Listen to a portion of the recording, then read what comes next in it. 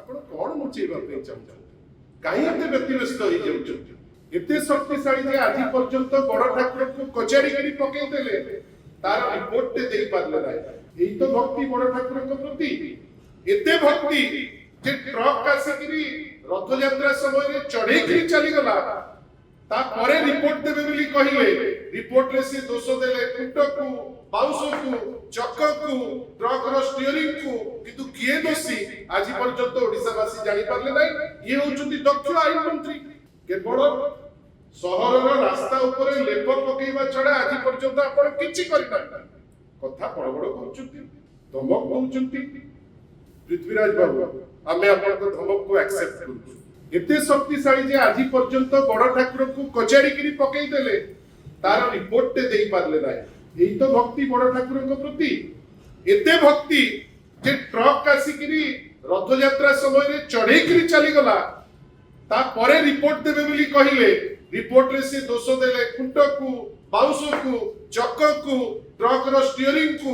କିନ୍ତୁ କିଏ ଦୋଷୀ ଆଜି ପର୍ଯ୍ୟନ୍ତ ଓଡ଼ିଶାବାସୀ ଜାଣିପାରିଲେ ନାହିଁ। ଇଏ ହଉଛନ୍ତି ଦକ୍ଷ ଆଇନ ମନ୍ତ୍ରୀ। এপর্যন্ত কଣ କରିଛନ୍ତି ପୁରୀ ପାଇଁ?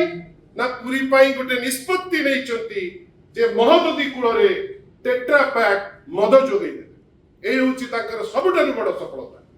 ଆଉ ଆଜି ସେ ଧମକେଇଛନ୍ତି ଯେ ନାଇଁ କଣ କରିବେ ନା ପକ୍ଷାଘାତ କରିଦେବେ। we accept the challenge। ଆପଣଙ୍କ ଯଦି ଦମ ଅଛି ଆପଣ କଣ କରିବାକୁ ଚାହୁଁଛନ୍ତି କରନ୍ତୁ, କିନ୍ତୁ ଆପଣଙ୍କର ଯୋଉ ଟିପ୍ପଣୀ ଅତି ନିମ୍ନମାନର, ନ୍यूନ, ଏବଂ ଆମେ ଆପଣଙ୍କୁ ଆଉ ଥରେ ପଚାରୁଛୁ ଆପଣ କଣ ଲୁଚେଇବା ପାଇଁ ଚାହୁଁଛନ୍ତି? କାହିଁ ଏତେ ବ୍ୟତିବ୍ୟସ୍ତ ହେଇଯାଉଛନ୍ତି? ଆପଣଙ୍କର ତ ଅଭ୍ୟାସ ଯେ ଆପଣଙ୍କର ଯୋଉ ଡିପାର୍ଟମେଣ୍ଟ ୱାର୍କସ୍ ଡିପାର୍ଟମେଣ୍ଟ ସବୁଠାରୁ ୱର୍ଷ୍ଟ ପରଫର୍ମିଂ ଡିପାର୍ଟମେଣ୍ଟ।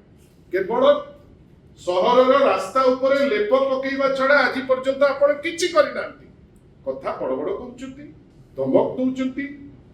ପୃଥ୍ୱୀରାଜ ବାବୁ, ଆମେ ଆପଣଙ୍କ ଧମକକୁ ଆକ୍ସେପ୍ଟ କରୁଛୁ, ଅପେକ୍ଷା କରିଛୁ ଆପଣ କେମିତି କଣ କରିବେ। କିନ୍ତୁ ପାଇଲ୍ସ ର ଯୋଉ ଟ୍ରିଟମେଣ୍ଟ ପାଇଁ ଯୋଉ ଔଷଧ, ମୁଁ ଆଜି ଗୋଟେ ହୋମିଓପାଥି ଔଷଧ ଆପଣଙ୍କ ପାଖକୁ ପଠେଇବି। ଆପଣଙ୍କୁ କଷ୍ଟ ହବନି, କାଟିବାକୁ ପଡିବ ନାହିଁ ଏବଂ ଆପଣ ଟିକେ ଉଶ୍ୱାସ ମଧ୍ୟ ପାଇବେ। ଧନ୍ୟବାଦ। କୌଣସି ରାଜନୀତି ଭିତରେ ମୁଁ ଚାହିଁବି ନାହିଁ ପ୍ରଭୁ ଶ୍ରୀ ଜଗନ୍ନାଥ ପଢନ୍ତୁ। ସମୟର ଆବଶ୍ୟକତା ଅନୁସାରେ ସେଠିକାର ଆନୁଷ୍ଠାନିକ ଯିଏ ଦାୟିତ୍ୱରେ ଅଛନ୍ତି ସିଏ ସତ୍ୟତା ସହ କହିବେ ବୋଲି ମୋର ସେ ବିଶ୍ୱାସ, ଆଉ ସେ ନିଶ୍ଚିତ ସେଇଟା କରିବେ ବୋଲି ଆମେ ଆଶା କରୁଛୁ। ଧନ୍ୟବାଦ, ନମସ୍କାର।